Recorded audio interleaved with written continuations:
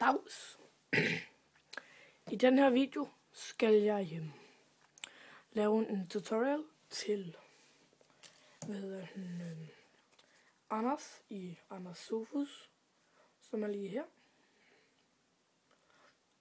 Og make sure to subscribe, fordi han er egentlig meget god til tutorials og sådan noget. Eller tutorials. De laver egentlig ikke tutorials, men de laver performance, og det er meget fedt. Okay. Det her, det er en tutorial til tricket i hans contest. Og så skal man bare bruge en helt almindelig bunke kort. Men ud af de kort, skal du bruge hjerter S, hjerterbunden, eller klørbunden, eller ruderbunden, og så hjerterbunden,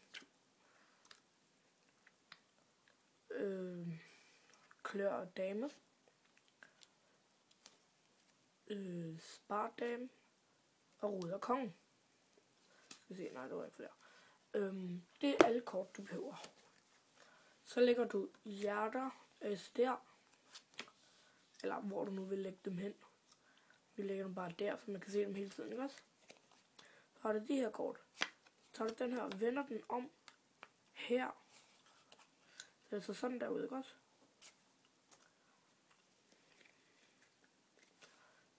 Så laver man det, så du viser dem ikke sådan her, vel? Du har det i en bunke. Så laver du det, der hedder Elmsley Count. Jeg er ikke så god til det selv, men jeg håber da, at det virker. 4 kort. Sådan tæller du det også. Så du har den i 3. position.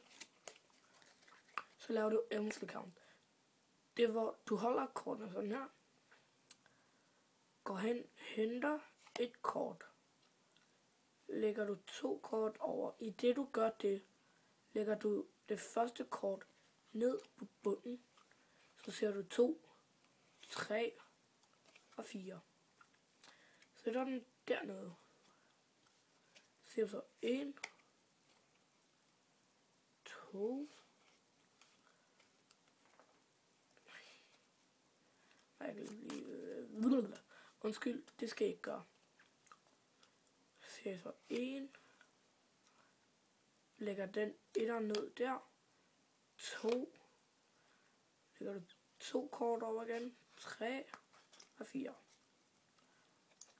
Okay, også? Og det skal du så gøre så diskret som muligt, så publikum eller den du laver det for ikke kan se det. Og så har du sådan her kort, ikke også? Men så ser du så, det der så er sket nu, det er, at hvis jeg bare ligger sådan der, ikke også? Så er der faktisk et kort, der er vendt sig om, ud af de 4 kort. Se herop, ser du så ser du sådan her, herop, eller hernede for jeres, så har jeg jo 2 kort, der er min forudsigelse. Går du den ene, ser du, at det skal blive hjerter. Den anden, ser at det bliver en bunden. Tager man så det her kort, hjerterbunden. Det kunne også have været ruder S, men ja. Men hvis man vil, så behøver man ikke have 2 kort til det der.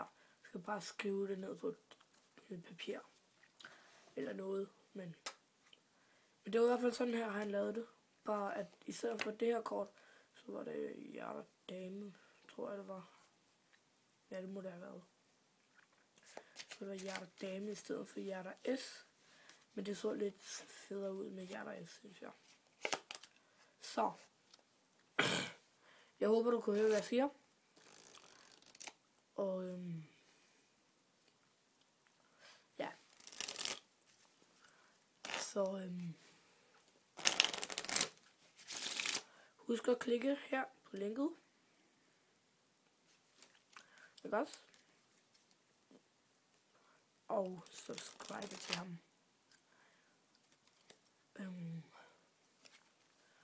Ja, så er jeg ikke så meget mere at sige end held og lykke til alle jer andre, fordi jeg tager første præmie.